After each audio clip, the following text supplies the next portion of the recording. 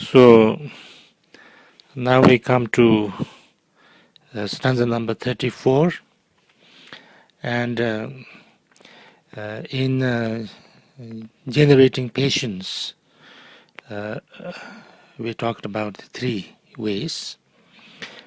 First one was how to take on and accept the suffering and pain and forbear it.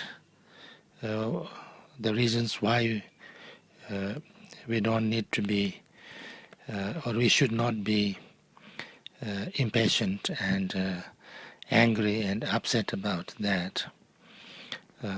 We talked about that. Second is through understanding the nature of all the phenomena, situation, how I am, how everything is, and through that,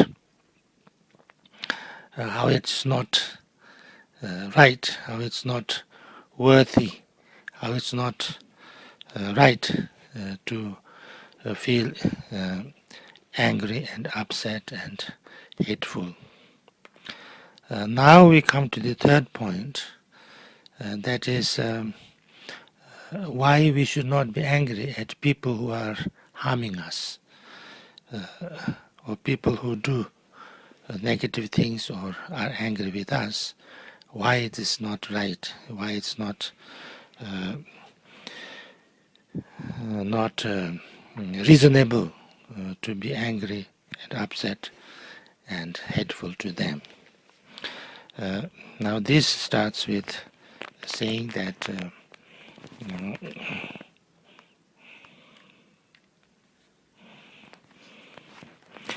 this is stanza number 34. It says, if things could be according to their wish, no suffering would ever come to anyone of all embodied beings, for none of them wants pain of any kind. So we do not get everything that we want, because everybody, all sentient beings, we want happiness, we do not want suffering, we do not want pain. And if what we wanted happened, then there will be nobody who would be suffering in this world.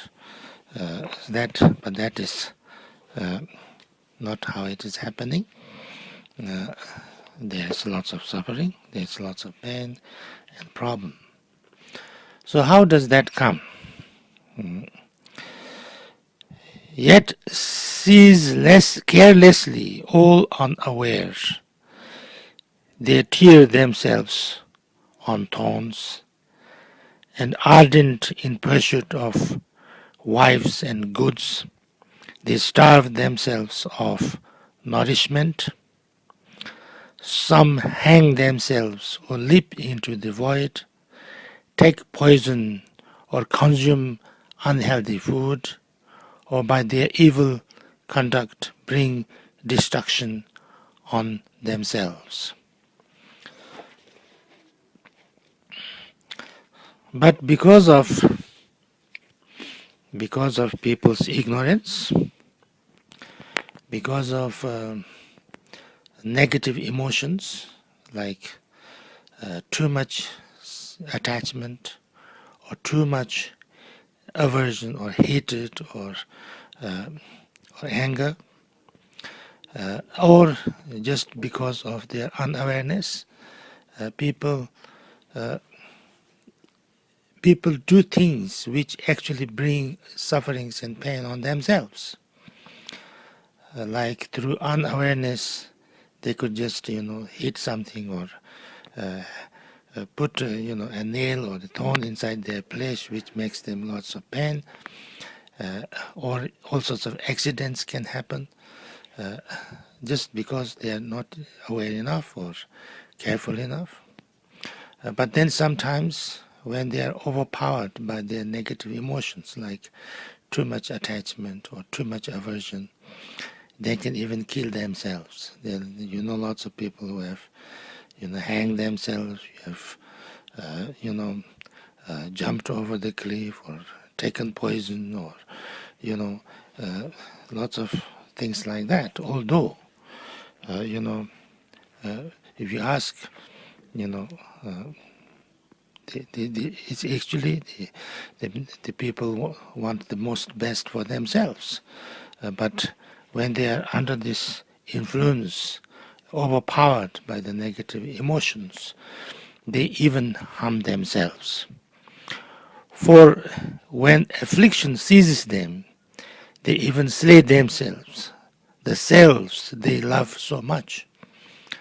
Usually I defend with everything I have to save my life.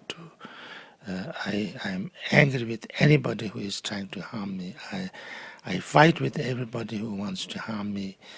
I do everything to, you know, to save myself, to secure myself, to, you know, to get rid of all the things that harms me. But when I am overpowered and seized by these negative emotions or afflictions, then I even harm myself.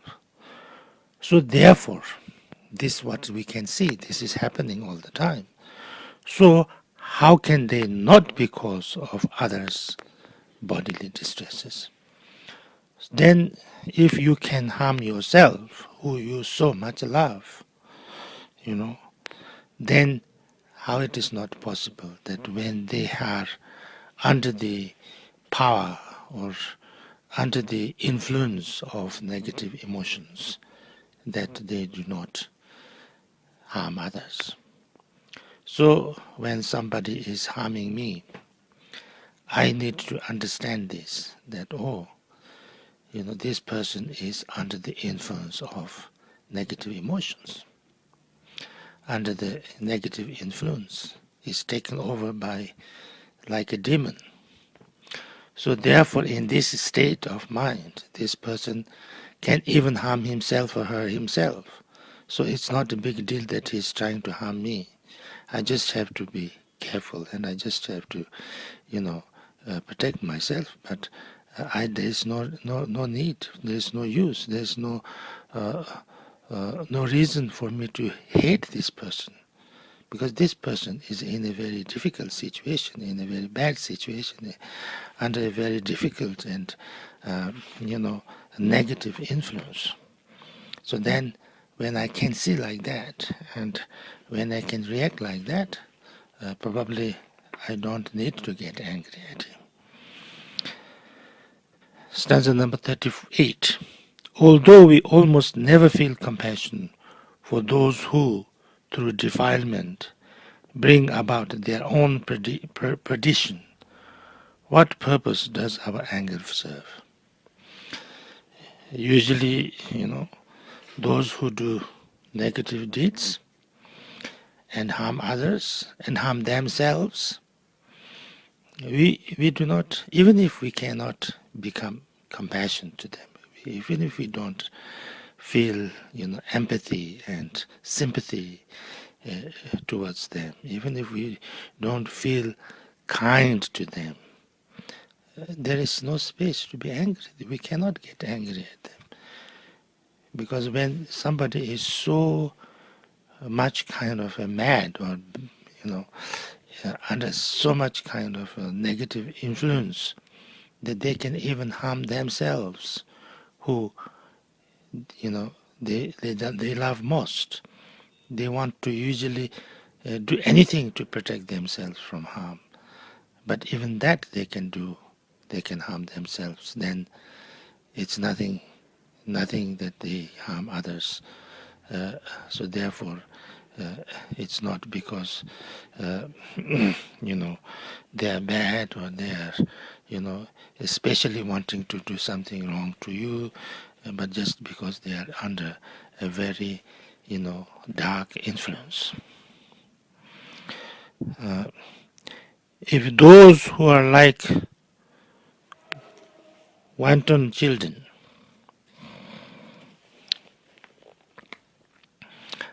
are by nature prone to injure themselves, there's no reason for our rage. It's like resenting fire for being hot. Now there are two ways of looking at this. These people who are doing negative things, who are angry, upset, and destructive, are they naturally like that, or they are only sometimes or temporarily like that? So if they are naturally like that, if they are like that, then we can't be angry at them, because like there are some children, very wanton means like spoiled children, not controlled, and they will, they just run around, they do things, they make pranks, and they jump over things, they do, because they are wild and they are not disciplined. So most of the time they enjoy themselves, and then also they can enjoy others because they are like that. So when you are you meet somebody who is like that, or maybe the example is if you meet somebody who is who is mentally not stable, or somebody who is totally drunk, then what would you do? You try to protect them. You try to see that they are not causing so much trouble to themselves and others. You don't get angry at them. You don't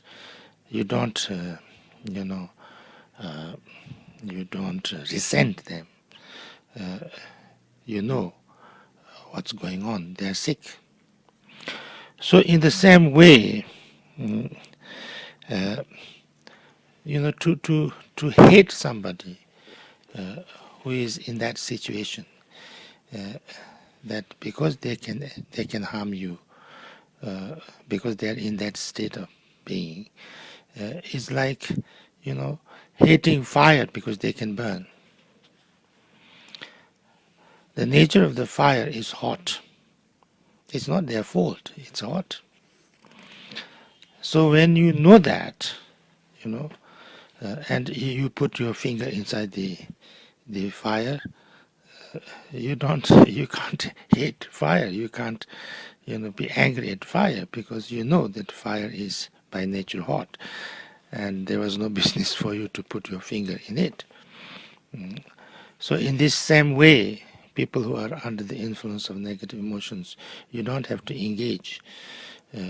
You try to stay away from them. You try to protect yourself, and also try to protect them if you can.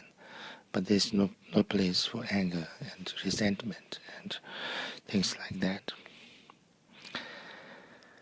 Then 40.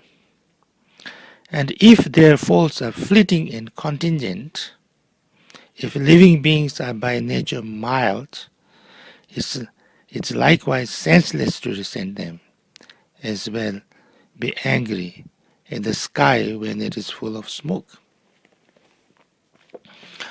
But if you think that this negative influence is temporary,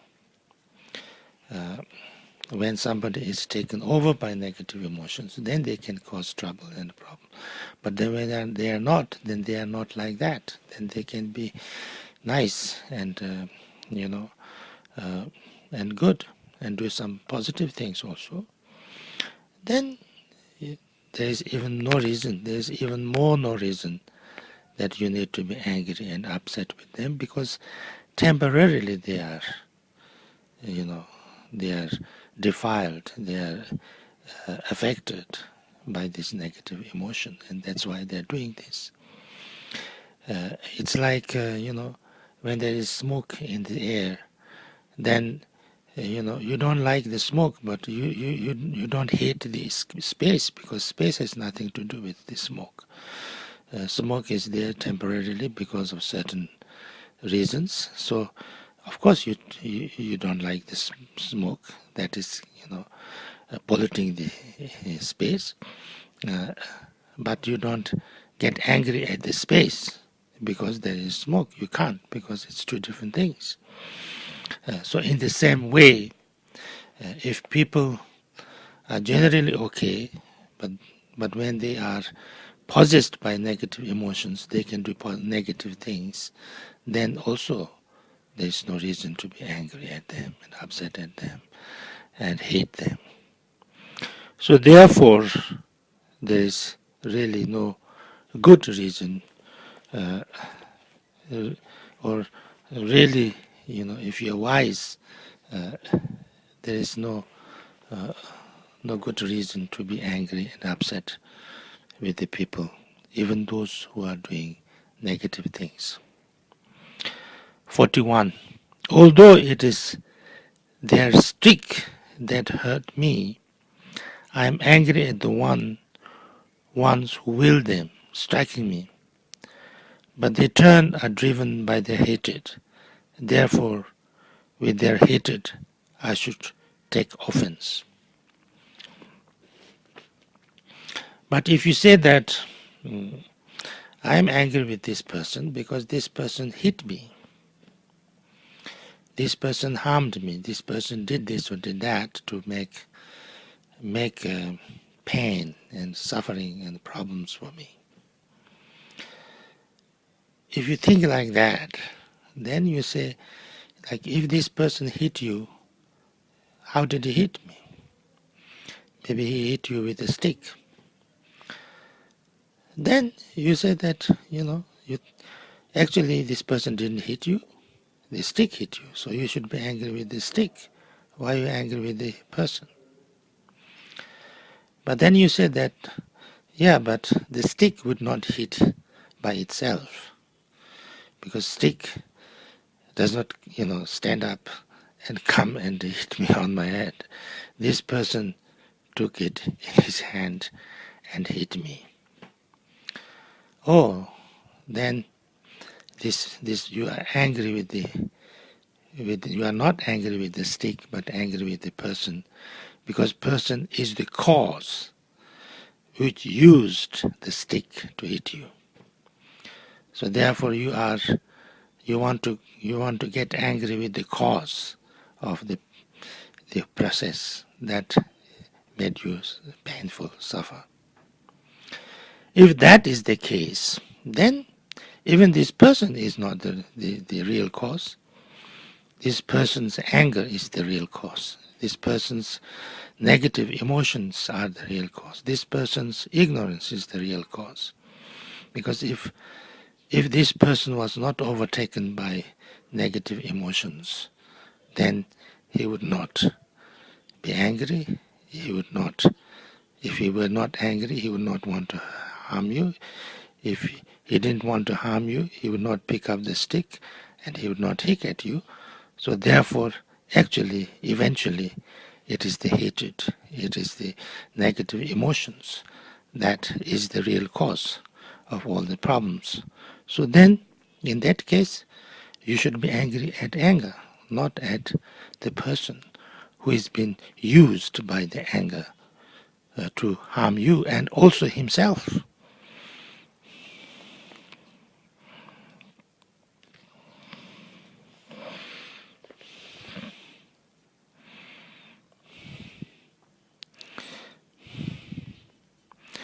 In just the same way in the past, it was who injured living beings.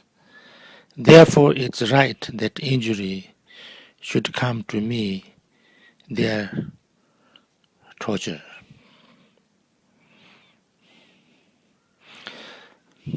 And eventually, if you want to go even further,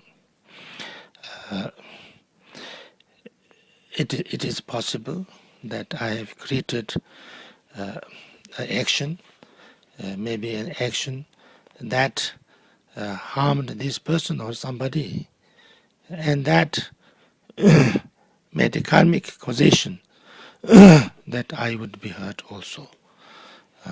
So therefore, if that is the case, then eventually it comes to a negative action that I have performed. So therefore, this person is just a medium, or just an agent, or a or a or a kind of a clock in the whole sequence of causes and conditions. So there is no reason to specify this person and get very angry with him. Their weapons and my body both are causes of my torment. They, their weapons, I, my body, brandished. Who then is more worthy of my rage? There are many causes and conditions. If I am hurt, it's not just because of one cause, one condition. There are many causes and many conditions. I am myself is one of the conditions. Or like, if somebody hit me with a weapon, then their weapon is one of the causes. The anger of the person who is wielding that weapon is one of the causes. But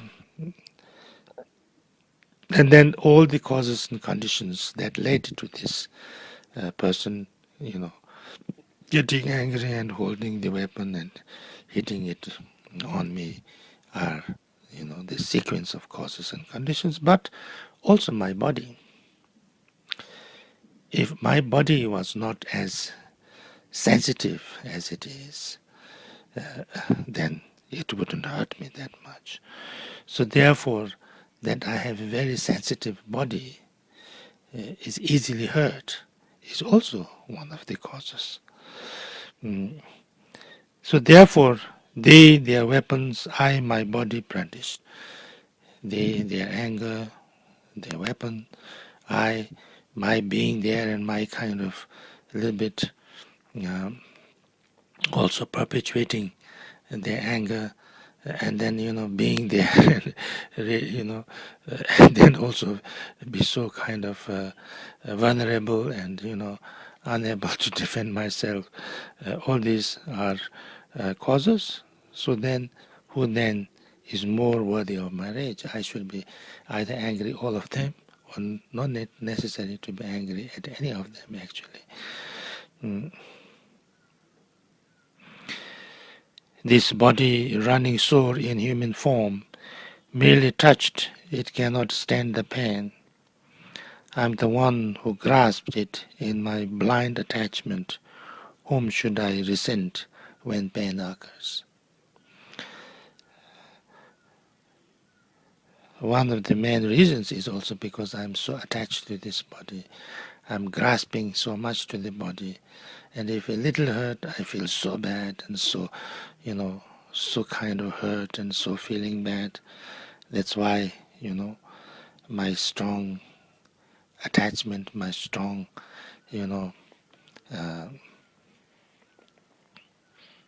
holding on sensitivity of myself and my body is also one of the causes of the suffering.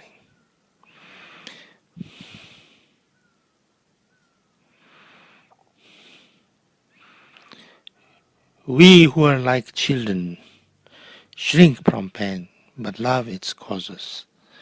We hurt ourselves through our misdeeds, so why should others be the object of our rage? So we are like children. We don't want pain, but we want to play and run wild and do things, wild things. So we jump and we we make all sorts of things that might cause us pain, but we don't like pain. So we hurt ourselves through our own misdeeds, through our own wrong ways of seeing, wrong ways of doing, like wrong way of saying, because actually when we analyze like this, there's no reason to be angry and upset and things like that. And then if we really understood this, we would not be upset and angry. We could laugh at the problems and sufferings and things like that.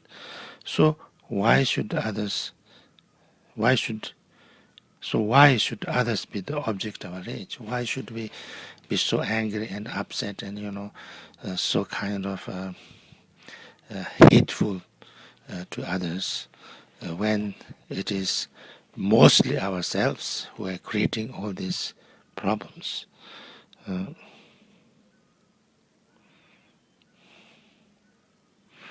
And who indeed should I be angry with? 46.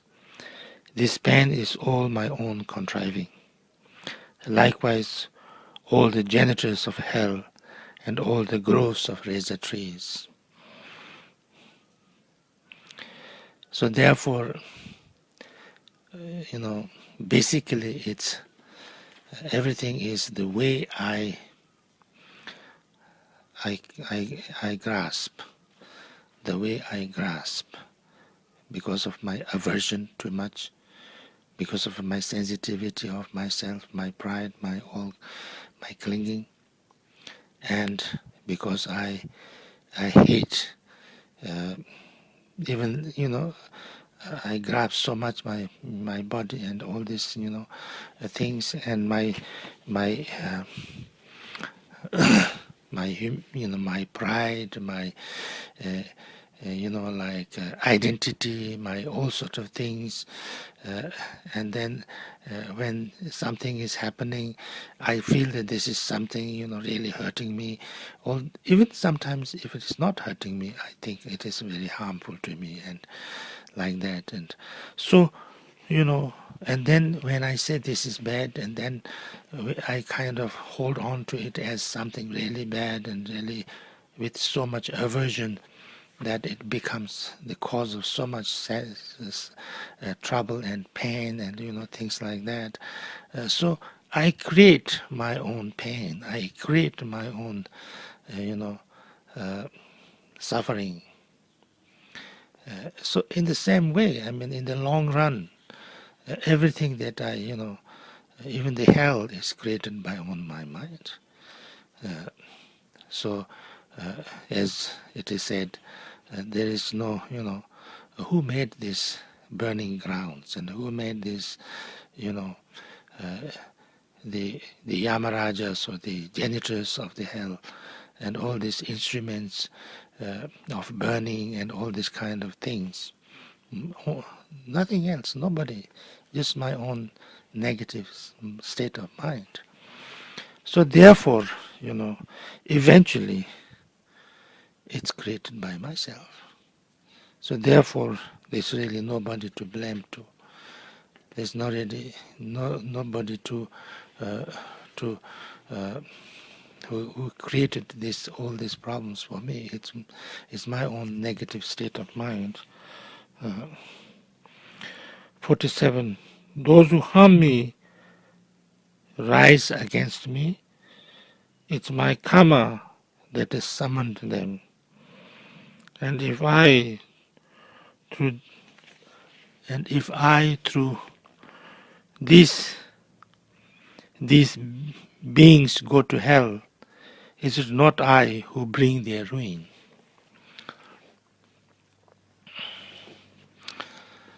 So this is important, actually all these things, the harms to me, and is actually created by myself, my own karma. But these people who are harming me are like the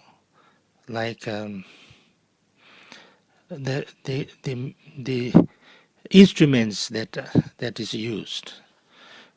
They're used as instruments. They become like instruments to inflict this negativity on me, which actually created by my own negative karma. So therefore, it's my own creation. But then, these people who did these negative things to me, and therefore they actually created negative actions for themselves and a cause for themselves to they created a negative karma for themselves, which they will have to go through, the result of which they have to go through in the long run.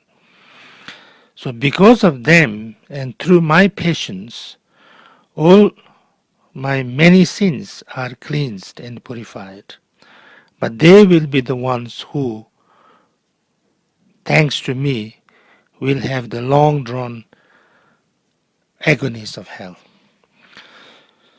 So if I am practicing patience, then I'm actually the thing that these people do to harm me, it became a very good thing, because it became a remedy for me to purify myself and get rid of all my negative karma.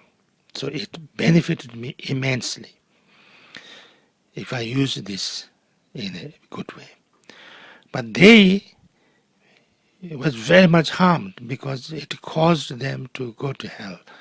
Not because of their fault, but mainly because of my fault, because of my own negative karma. So actually, I should be grateful to them, not hate them. Therefore, I am their tormentor. Therefore, it's they who bring me benefit. Thus, with what perversity, pernicious mind, will you be angry with your enemies? So therefore, actually, I cannot be angry with my enemies. I should be grateful to my enemies.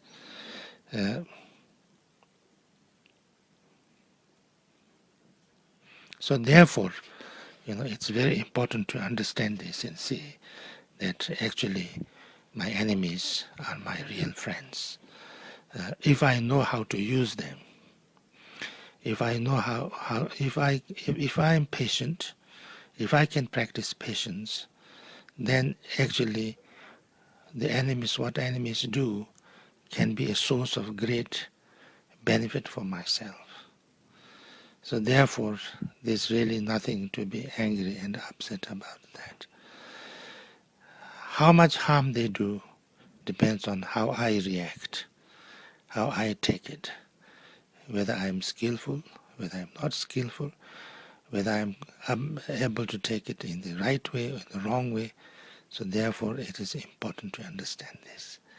So this is stanza number